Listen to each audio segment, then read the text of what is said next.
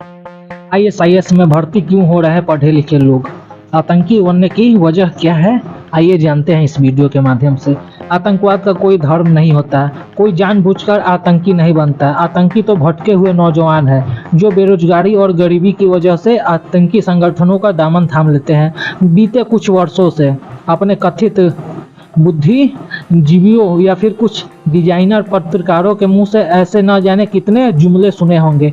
दरअसल एक देश में जब जब आतंकवाद पर चर्चा होती है या उनके खिलाफ कार्रवाई होती है तो एक खास तरह का इकोसिस्टम अपने खेल से बाहर निकल आता है और ये इकोसिस्टम आतंकवाद को अशिक्षा, बेरोजगारी और गरीबी से जोड़कर इसे धार्मिक की जगह सामाजिक मुद्दा बनाने का प्रयास करता है। लेकिन आज हम आपको इसी आतंकवाद का एक दूसरा सच बताएंगे और यकीन मानिए ये सब जानकर आप हैरान नहीं परेशान भी हो जाएंगे, क्योंकि आज हम आपको बताएंगे कि कट्टर आतंकवादी संगठन आईएसआईएस किस तरह भारत में अपनी जड़ें जमाने की कोशिश में जुटा है और इस अभियान में उसका साथ कोई जाहिल या गंवार लोग नहीं दे रहे हैं।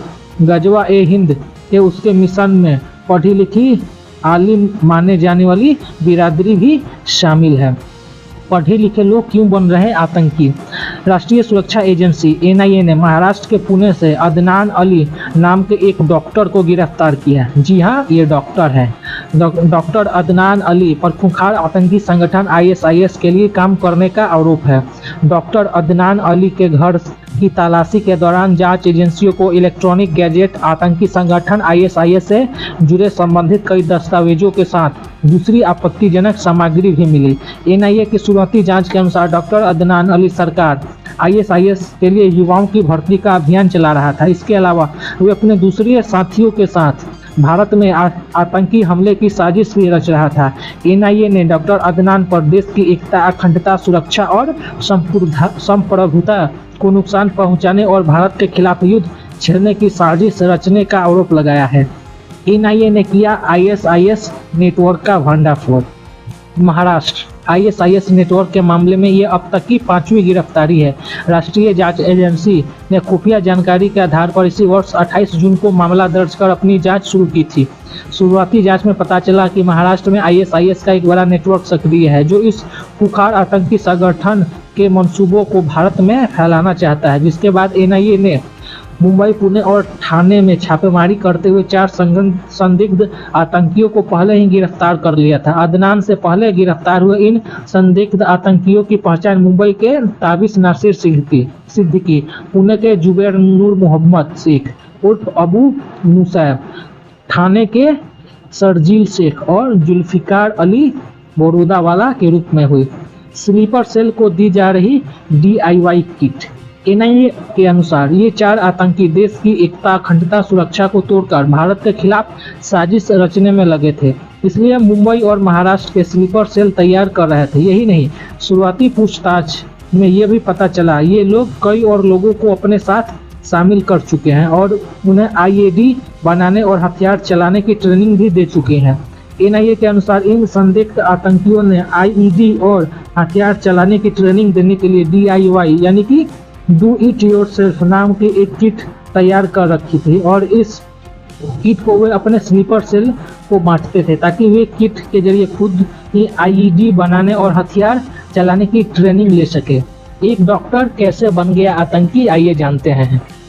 यही नहीं, गिरफ्तार संदिग्ध आतंकी सोशल मीडिया के माध्यम से युवाओं को बरगलाने के लिए भड़काऊ वीडियो बनाकर पोस्ट करते थे, साथ ही भड़काऊ लेख भी लिखते थे जिन्हें आईएसआईएस की मैगजीन वॉइस ऑफ इंडिया में छापा जाता था। और आरोप है कि इस काम में डॉक्टर अदनान अली भी इसके साथ शामिल था, जो कथित बुद्धिजीवी आतंकवाद को गरीबी, अशिक्षा और बेरोजगारी से जोड़कर देखते हैं।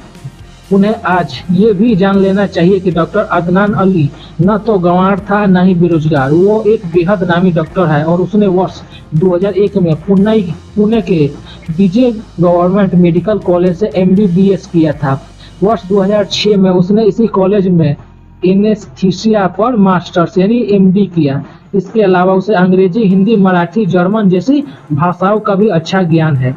डॉक्टर अदनान अली को 16 वर्ष का अनुभव है और वे बतौर एस्थेनिस्ट वहां के कई प्रतिष्ठित अस्पतालों के साथ काम कर चुके हैं। छापेमारी के बाद जी मीडिया पुणे के कोधवा में अदनान अली के घर पहुंचा और उसके परिजनों से बातचीत करने की कोशिश की, लेकिन उनके परिजनों ने उसके बारे में बात करने से साफ इनकार कर दिया। जरा सोचिए, ये लोग कौन सी विचारधारा है जिसे प्रभावित होकर एक नामी गिरामी डॉक्टर ISIS जैसे आतंकी संगठन का हिस्सा बन गया। यहाँ ये दलील बिल्कुल नहीं दी जा सकती ये कोई कम पढ़ा लिखा या ऐसा इंसान था जिसे आसानी से बरगलाया जा सकता हो। और ये कोई पहला मामला नहीं है। इससे पहले पिछले वर्ष साल 3 अप्रैल को अहमद मुर्तजा नाम का एक आतंकी ने गोरखपुर के गोरखनाथ मंदिर पर हमले का प्रयास किया था और उसे रोकने की कोशिश में यूपी पुलिस का एक जवान घायल हो गया था। अहमद मुर्तजा हाईली क्लासिफाइड था और उसने IIT मुंबई में केमिकल इंजीनियरिंग की पढ़ाई की थी और वे बड़ी कंपनियों के साथ काम कर चुका था, लेकिन सोशल मीडिया के जरिए वे ISIS के आतंकियों के संपर्क में आया था और फिर उनके भड़काऊ विचारों से इतना प्रभावित हुआ कि खुद आतंकी बन गया। अहमद मुर्तजा को विशेष अदालत देश के खिलाफ युद्ध छेड़ने के अपराध में फांसी की सजा सुना चुकी है। इसी तरह इसी वर्ष फरवरी में जयपुर में NIA की विशेष अदालत ने मोहम्मद सिराजुद्दीन नाम के एक आतंकी को देश के खिलाफ युद्ध छेड़ने के अपराध में 7 वर्ष की सजा सुनाई थी। मोहम्मद सिराजुद्दीन कोई आम आदमी नहीं था, वे इंडियन ऑयल कॉरपोरेशन का सीनियर मार्केटिंग मैनेजर था। NIA के अनुसार सिराजुद्दीन भी आतंकी संगठन ISIS के लिए भर्तियां करता था और इसके लिए वे सोशल मीडिया, व्हाट्सएप और टेलीग्राम का इस्तेमाल करता था। यानी अब सिर्फ अनपढ़ या जाहिल ही ISIS और अलकायदा जैसे इस्लामिक आतंकी संगठन की कट्टर विचारधारा से प्रभावित नहीं हो रहे, पढ़े लिखे और समाज के बुद्धिजीवियों की हैसियत रखने वाले लोग भी धार्मिक कट्टरता की चपेट में आ रहे हैं, मजहब के नाम पर आतंक का दामन थाम रहे और ये बेहद चिंताजनक स्थिति है, इसे अनदेखा नहीं किया जा सकता। लेकिन इससे ज्यादा चिंताजनक पहलू है भारत में ISIS की एंट्री। वर्ष 2014 में जब इस आतंकी संगठन ने सीरिया में कोहरा मचाया था, तब इसे पूरी दुनिया में खतरे के रूप में देखा गया था। उस वक्त कुछ बुद्धिजीवियों और नेताओं ने कहा था भारत का सामाजिक ताना बाना कुछ ऐसा है कि यहाँ ISIS जैसा आतंकी संगठन एंट्री नहीं कर पाएगा। लेकिन कुछ वर्ष बीतते बीतते ये सिनेरियो पूरी तरह बदल चुका है और NIA की एक ताजा गिरफ्तारी बता रही है कि देश में ISIS न सिर्फ एंट्री कर चुका है बल्कि तेजी से अपनी जड़ें भी जमा रहा है। केंद्रीय गृह मंत्रालय ने वर्ष 2020 में भारत के कई राज्यों में ISIS की मौजूदगी और उसकी सक्रियता की पुष्टि की है। कुछ वक्त पहले भी गृह मंत्रालय की तरफ से कहा गया था ISIS केरल, कर्नाटक, आंध्र प्रदेश, तेलंगाना, महाराष्ट्र, तमिलनाडु, पश्चिम बंगाल, राजस्थान, बिहार, यूपी, मध्य प्रदेश और जम्मू कश्मीर जैसे राज्यों में ISIS काफी सक्रिय है, खासकर दक्षिण भारतीय राज्यों में। अब ये खतरा बढ़ता ही जा रहा है।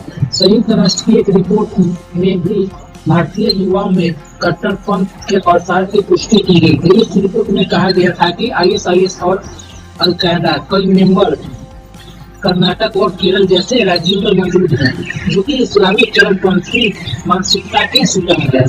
आज देश में ISIS का खतरा कितना बड़ा है, ये समझने के लिए हम आपको एक और उदाहरण भी देंगे। पिछले वर्ष अगस्त में रूस ने एक सुसाइड बॉम्बर को पकड़ा था। रूसी सुरक्षा एजेंसी की तरफ से बताया गया था कि सुसाइड हमलावर भारत में एक बड़े हमले के खिलाफ में था और बीजेपी का एक बड़ा नेता उसके निशाने पर था।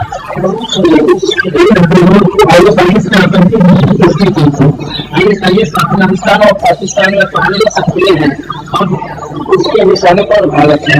अब आपको ये भी बताएंगे कि आखिरकार अलकायदा या ISIS जैसे संगठन की नजर भारत पर की है। लेकिन इससे पहले आपको ISIS के इतिहास के बारे में जान लेना चाहिए।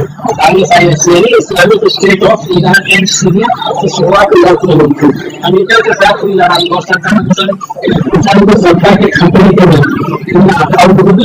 रूप से बेहद सत्ता के लिए आपस में और वैसे ही एक था इराक और सीरिया की सत्ता कायम करना।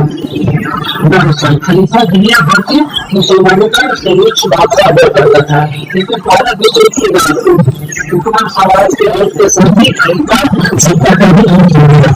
इराक में कट्टरपंथी लोग जल्दी आपको भागी के खाता इस्लामिक विचारों से प्रभावित हुए और इससे